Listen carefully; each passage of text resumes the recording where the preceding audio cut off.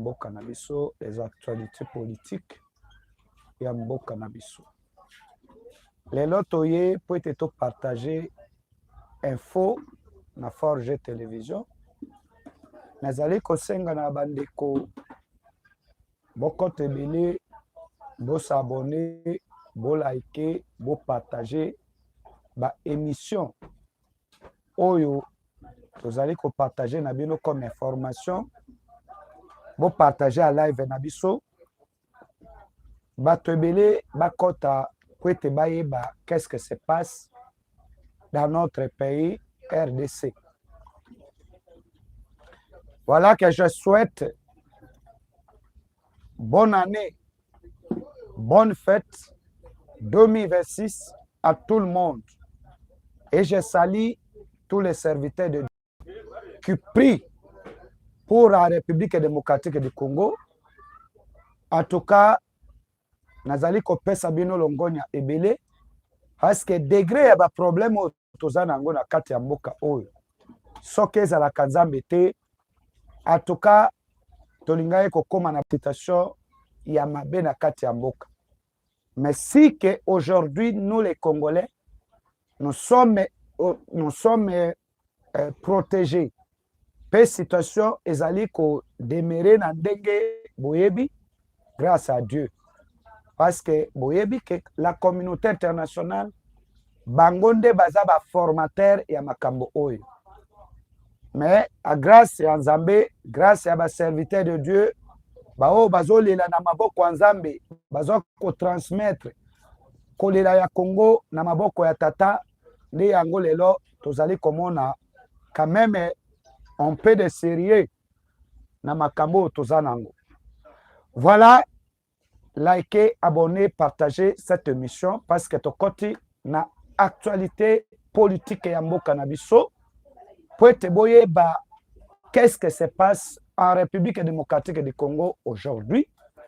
Nous sommes focalisés na koloba pour la guerre ya Est parce que lobby bitumba esalami ya makasi bandeko. Lobby bitumba ezalaki opesi mbwambo aboyi. Nesika nazo banda na bino lelo. Je viens ici pour réveiller la conscience congolaise. Nazolo banabinu ke bandeko na ngai bozotala ngai na Forge Télévision, les chaînes de référence, chaîne oyo bokoyoka kaka bosolo na politique ya mboka na biso. Je le dis très bien, chers mes amis, guerre salami ya makasi lobi. Na kati ya Est ya République démocratique du Congo, précisément na Sud Kivu, Nord Kivu. C'est ça que je pose des questions comme vous aujourd'hui. Comment nous avons signé l'accord de paix à la présence d'un président du monde qui se prétendent que c'est lui les grandes puissances mondiales. Nous avons signé les accords de paix et le respect et l'intégrité territoriale.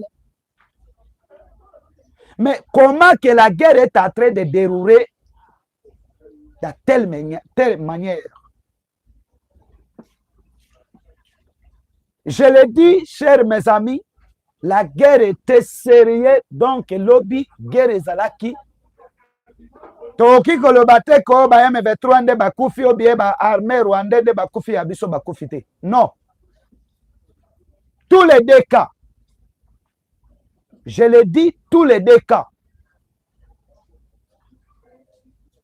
Il y a des pertes. Il y a ma vie humaine. Il y a ma Congolais. Mais je me pose des questions aujourd'hui quand j'ai lu, j'ai regardé les informations mondiales. Les Américains, basant la puissance ya kokende kokanga président ya Venezuela, ba lever. Mais pourquoi pas Kagame?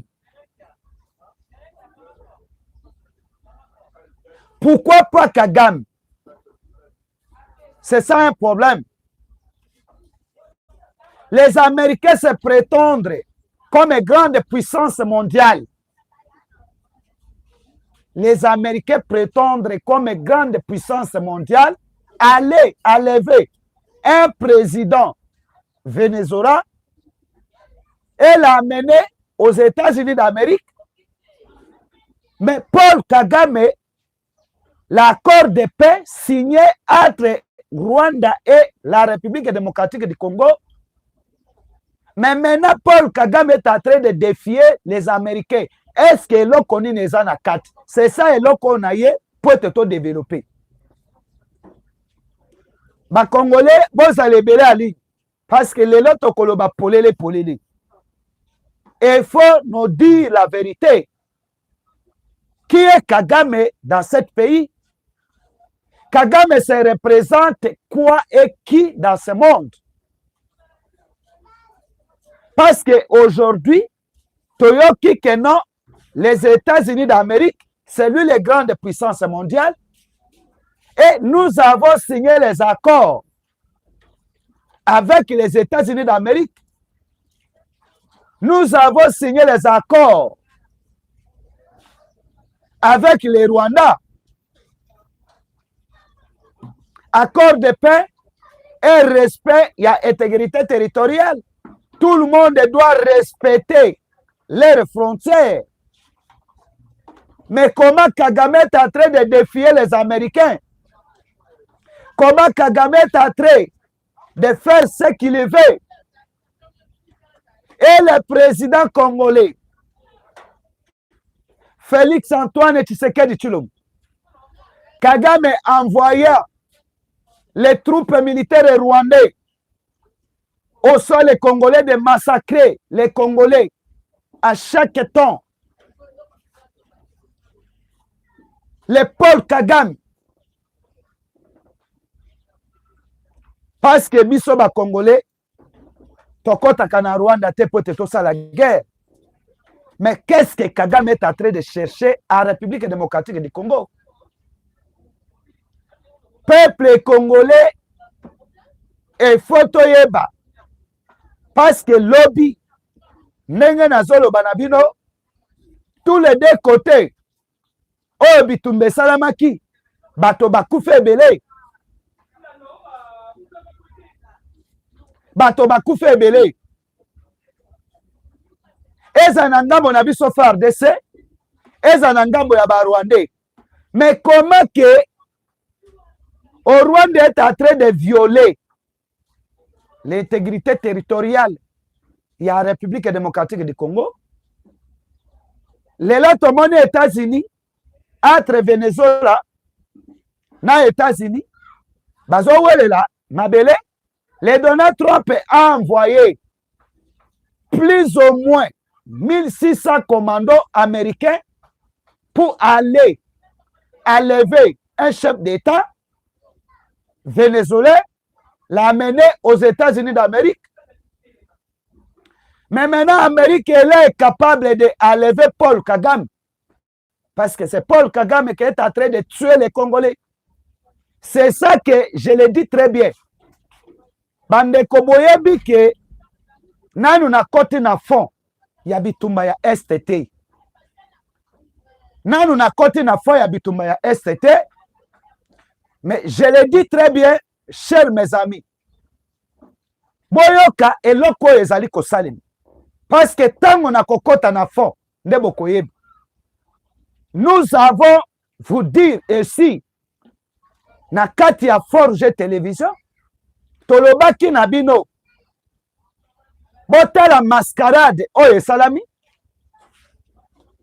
tango Sylvain Ekenge, général porte-parole ya armée congolaise, alobi que nous sommes infiltrés parce que à tout le temps même plan de guerre soki tosali yango donc plan de guerre oyo ezoke na Rwanda lolenge nini toki ko attaquer donc nyonso ezoke na Rwanda. Sylvain Ekenge aye koloba très bien que j'ai constaté que information na biso ezali kofuite ou bien plan na biso ezali kofite à cause ya ba généraux congolais babali basi ya ba rwandais ba deuxième femme na bango. Ce n'est pas des femmes rwandais, mais ce sont des femmes rwandais espions. Oyo bazali kobalisa biso. À ce moment-là, ne biso tozali infiltré, ata tokosala plan de guerre, ata tokosala plan moko boye po ete tobundisa ba rwandais, tokokoka te. Pourquoi? Il y a des généraux, il y a des ministres, il y a des directeurs de cabinet, il y a des autorités, ba DG ya mboka na biso babali ba femme rwandaise. Donc nyonso bazali ba agent ya renseignement. Bazali ba agent ya renseignement. Mais ce n'est pas des propres femmes. C'est le Rwanda qui a utilisé les femmes tous rwandais pour espionner les Congolais. C'est ça que Sylvain Ekenge alobaki yango. Mais les Congolais, je regrette beaucoup. Il y a comment on a lelo, il y a qu'on suspendre un voyage militaire. Oh, tozo benga Sylvain Ekenge. Congolais de père et de mère, likez, abonnez, partagez. Les femmes tous, baza ba superté. Batoyo bazali ko neutraliser, même aux présidences de la République, les conseillers du chef de l'État, bango pe bazana ba deuxième bureau, ya ba femmes tous. Et aussi même des généraux, même des ministres, des DG. Il y a aussi des patrons congolais. Batoyo babali ba femmes tous. Bangonde bazali ko trahir mboka na biso. Parce que nyonso tokosala lelo, je demande au chef de l'État congolais de faire une loi. Congolais nyonso ya koba l'étranger, oyo azali nélotique. Il faut pas pendre ye. Il faut pas pendre ye. Pourquoi? Parce que ezali ko déstabiliser notre pays. Parce que boyebi ka race wana ezali a race sanguinière. Nous avons la guerre avec deux races. Tozana bitumba ya deux races. Tozana bitumba ya babantu na ba nélotique. Boyebi que les nélotiques ce sont des reines de Saba. Les groupes oyo batoyo bazali ba sanguinière. Bakotika biso kimiate. Mais l'état que bande kona biso bazo kende kobala na bango po ete ba infiltrer biso. Tozali kosenga na chef de l'État. Et il faut qu'on sa la loi. Comme en Israël.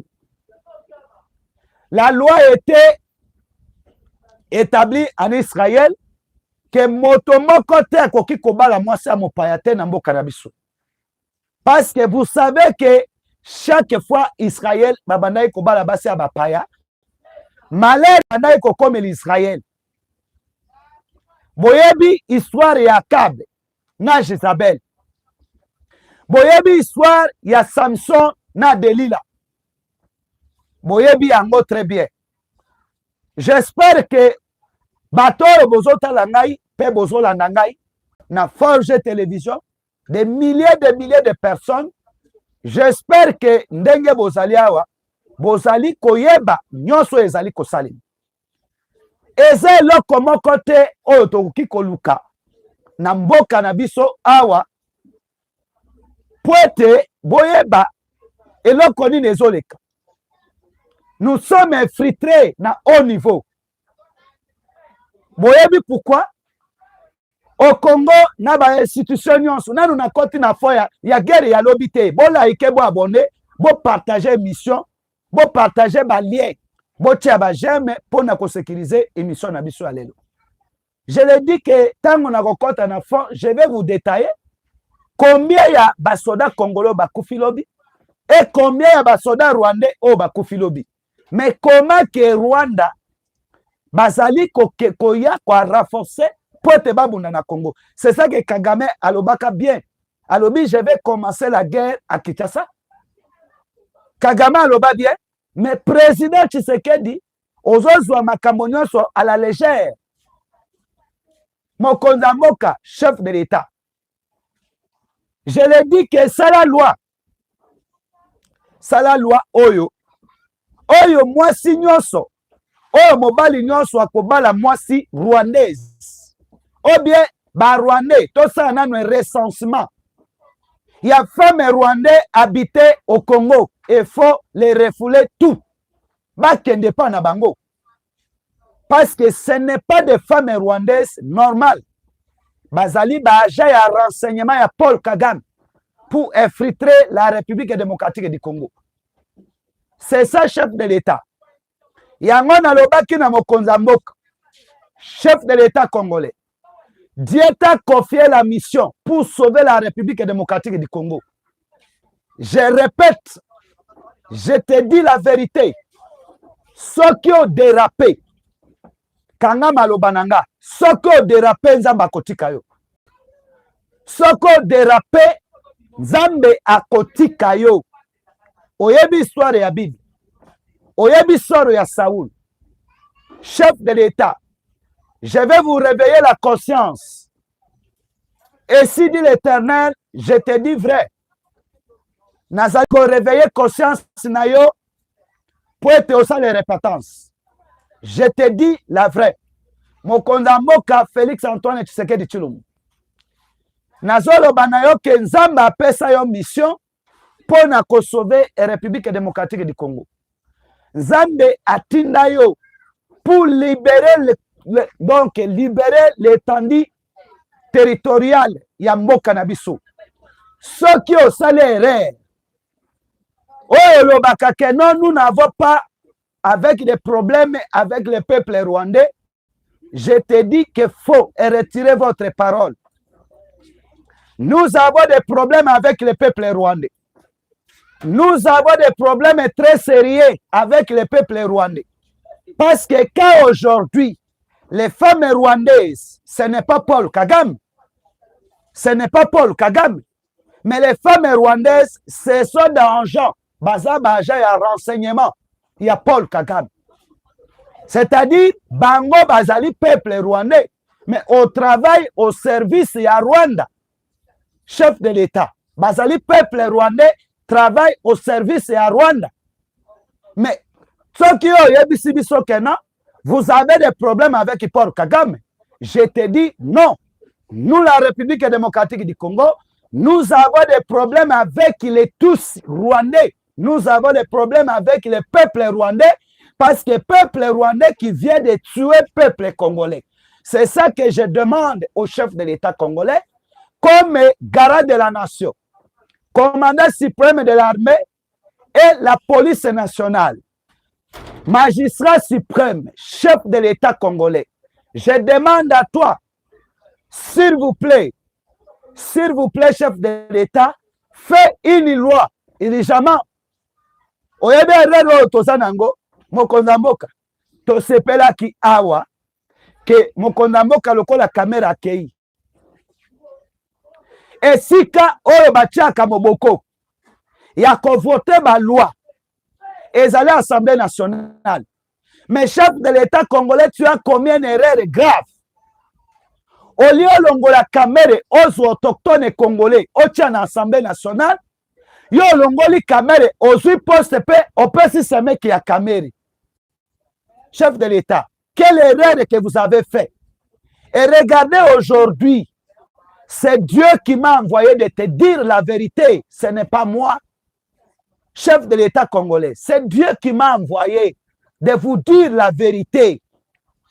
Et regardez ce que l'erreur que vous avez dit que non, l'erreur du passé. Nakotika la kozongi langote. Mais yo ka erreur rango ya passé, no zozongi lango lisusu. Chef de l'État congolais, s'il vous plaît, et si dit l'Éternel, et si dit Jéhovah, je te dis vrai.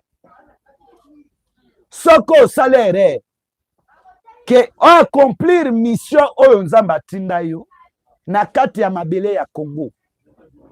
Yeba ke nzambe akotika yo. Nazoloba yango po ete orepare na nzambe. Kozala lokola Saulu te. Saulu nzambe atindi ye kende koboma. Na mboka wana nzambe atindaki yo po ete oekrase Rwanda. Nzambe aponaki yo po apesi yo mission po na koekrase Rwanda. Chef de l'État congolais. Lelo na entourage na yo ozoyeba te banani oyo baza pembeni na yo. Je vous le dis et je te le dis. C'est Dieu qui a te confié cette mission. Nzambe atinda yo po ete oekrase Rwanda. Mission moko oyo nzambe apesa yo. Les seules missions oyo nzambe apesa yo po na koekrase Rwanda. Président de la République, réveillez-vous. Chef de l'État, réveillez-vous. Salaire repentance, soit décision. Erero yo kosomaki. Olongoli kamere ozui Rwanda lisusu. Ocheye wana. Parce que il faut koyeba eloko moko. Kamere tango abalaka mwana mwasi oyo. Ya Ebemboji. Rwanda abalaka ekolo mosusu te. Nazoloba na yo ce qui est vrai. Yo longoli kamere ozwi Ebemboji ochele biso. Tosengaki na yo ke mokonza mboka tia ata mboso place wana. Luka ata Congolais moko tia ye place wana. Ata soko olinga osala équilibre politique. Zwa ata meme bindule tia ye place wana. Soki olinga osaka bato ya este bazwa. Yo zui tala entourage na yo. Je te dis vrai. Tala entourage na yo. Directeur de cabinet na yo. Moto ya Sud Kivu. Tolobela bango ka baza bato ya Sud Kivu. Parce que yo lingi kaka bato ya Sud Kivu. Directeur de cabinet na yo. Oyo soki nani Kinzo aza moto ya Sud Kivu. Comment yo koki kozwa président ya Assemblée nationale? Parce que directeur de cabinet nde moto azosala nyonso. Chef ya administration présidentielle c'est directeur de cabinet. Yo zana eloko kaka signawa o signé. Eloko na yo yango wana. Mais yo zui kaka Kinzo Rwandais o tche place wana. Tika na ye biso ba vérité. Je ne peux pas crucifier la vérité. Enfin, te dire la vérité. Le président de la République. Yo zui Rwandais Kinzo o tche wana. O moto ya Philadelphie. Oye kozwa na Assemblée nationale na ba institution ya minene. Oye kozwa na Assemblée nationale un administrateur na grande institution présidence de la République oche Rwandais. Oye kozwa pe lisusu na Assemblée nationale ozongisi kaka moto ya Sud Kivu Rwandais aussi. Donc mission nzambe apesi yo ko bafoué mission oyo. Président, chef de l'État, s'il vous plaît, réveillez-vous, le moment arrive. Mokonda mboka tozoye bisa ba vérité po ete ozonga na nzela. Congo ezali Congo na biso nyonso. Congo ezali Congo ya ba Congolais, mais nzambe nde moto aponi yo na kati ya ba Congolais po ete akofi yo mission. Mission nzambe apesaki yo eza nde ya koekraser Paul Kagame et tous les Rwandais. Il faut tout écraser. Ce qui mission yo saleli yango. Yeba ke libota na yo. Na descendance na yo. Bakozala béni. Bakozala béni comme descendance à David en Israël. Parce que David a fait la volonté de Dieu. Voilà peuple congolais. Mokonza mboka, chef de l'État congolais, Félix Antoine Tshisekedi Tshilombo, garant de la nation. Miso ya ba Congolais ezepa na yo. Miso ya ba Congolais ezepa na yo. Ba Congolais guerre salami makasi na kati ya Ovira. Makobola lobby. Paul Kagame envoya plus ou moins 16 000 militaires armés jusqu'au-delà. Je l'ai dit que armé jusqu'au da. Paul Kagame atindi basoda bakotage militaire. Tango nazoyeb sabino que nous avons des problèmes avec la communauté internationale. Nous avons des problèmes avec la communauté internationale. Armée rwandais, Rwanda yango moko superficie à Rwanda, ils avaient 6000 km². Armée rwandais, bazan effectif, il y a 30 000 hommes. Mais jusqu'à aujourd'hui, pendant la guerre et déroula, depuis l'époque, il y a Hippolyte Kanambe Kazembere, alias Joseph Kabila. Ba Rwandais bakufaka te. Ba Congolais ne bakufaka. Toye kozwa tre ya Félix Antoine Tshisekedi Tshilombo. Na kati ya pouvoir. Ba Rwandais bazokufa te. Ba Congolais ne bazokufa. Paul Kagame est en train de renforcer aussi l'armée rwandaise, système défensif, il y a Rwanda imposé à la République démocratique du Congo. Chers mes amis, peuple congolais, est-ce que vraiment, Elokoyo et Zani, mais nous avons signé les accords. Nous avons signé les accords avec le Rwanda en présence, il y a États-Unis d'Amérique. Mais accord en Wapi. Président congolais, accord oyo kende ko signé. Ko signé pour être croiser bras. Parce que Kagame ne moto azoti na barafort. Ezo longwa na mboka na ye, ezo yaka na Congo pona ko boma ba congolais. C'est plus ou moins de 7 892 personnes. 892 000 personnes. Oh, bakufi na kati ya Congo. Génocide nano estikali kosale mate. Ba Congolais. Partout que vous êtes. Bozo landangai. Soki totali. Bande konanga. Likamboni nesi la kate. Mais même la Bible me dit que quand vous avez cherché la paix, il faut préparer la guerre. Mais tu sais qu'est-ce que tu attends? Le président de la République, chef de l'État, garant de la nation, qu'est-ce que tu attends? Comment Kagame a envoyé Azali Kotinda Bato, Azali Kotinda Basoda, chaque fois dans la République démocratique du Congo, mais biso ba Congolais tozela nini? Tozela nini? Nalobaki na yo président. Si vous avez remarqué que non, dans l'armée, il y a des infiltrés ou bien des trahisseurs. Allez chercher les alliés quelque part. Ou bien zoa, nyonso yango ya Congo, soki Amérique azo trahir biso. Kagame, si Kagame, il est très fort parce qu'il est très décisif. Namboka na ye. Kagame azali ko contourner Mundele. Mais président de la République, qu'est-ce que tu attends? Chef de l'État congolais, oh c'est la nine. Espoir de ba Congolais, nyo sezana maboko na yo. Ba Congolais bazo lela yo. Bazo telela yo.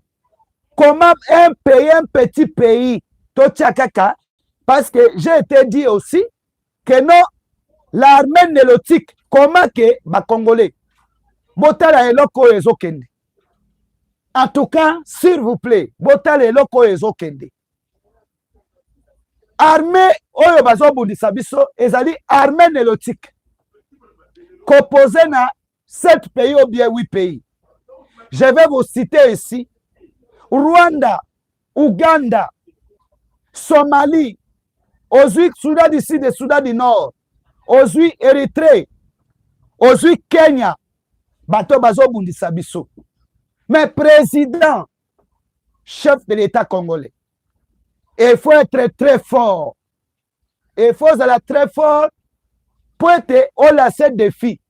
omoni eloko moko nakoki koyebisa ezani nayebi que oui quelque part vous avez raison nayebi que armée ezali déjà triqué parce que j'ai été dit il y a 542 généraux rwandais au sein de l'armée congolaise 500 na identification ya ba généraux congolais ou bien les officiers militaires congolaises oyo baza na kati ya ba armée na armée tozali rien que 42. Oui, je sais, président de la République, mais quelque part, votre lateur est très dangereux. C'est très dangereux. Parce que, basoda oyo, baza na kati ya Congo awa. Nous n'avons pas de problème au na Congo ethniquement côté. Oh, ya Banyamure n'existe non plus. Président de la République, ceux qui osent sur le col, ote, bakoya koloba, ebo te, si quelqu'un trahit, bomaye balamoko, et si partout dans le monde, quand j'ai regardé en Chine, Hong Kong, nous étions là-bas, tout le monde en Chine, même en Shanghai, même dans la province, Chine a établi sa loi. Que moto soka ibe eloko ya moto ba okata ye loboko mais kuna droit de l'homme ezate kaka yonde a rapporter ya droit de l'homme les blancs mundele asala droit de l'homme pour freiner les africains n'Angola droit de l'homme n'existe non plus. Pourquoi au Congo? C'est ça les Congolais et faut toyeba ke mundele asala ba mibeko nyos pour agenouer les Congolais. Parce que bayebi que Congo c'est un pays oyo donc langana bango oyo bakoya kokataka po ete baliaka. C'est ça le problème. Chers Congolais, omoni ba loi nyonso ou bien ba charte internationale